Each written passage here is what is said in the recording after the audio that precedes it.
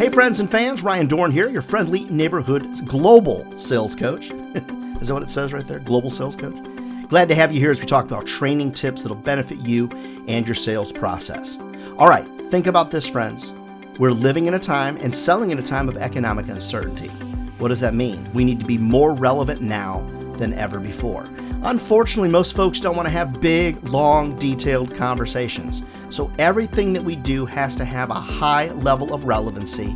You have to be asking yourself, when I'm emailing people, when I'm calling people, when I'm Zooming with them, what value will they receive with my interaction? If the value proposition is not clear, most people won't even give you 5 minutes.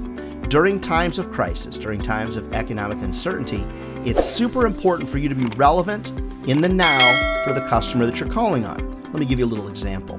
Let's just say you're reaching out to a software company, and let's say they've got an event that's coming up, and you can help them promote that event. You want to make sure you mention in your voicemails, your emails, your prospecting videos, what value you're going to bring. Hey, I've got an idea to help you promote your event. Big conversations, probably not going to happen. Focused, relevant conversations, that, friends, is really where it's at.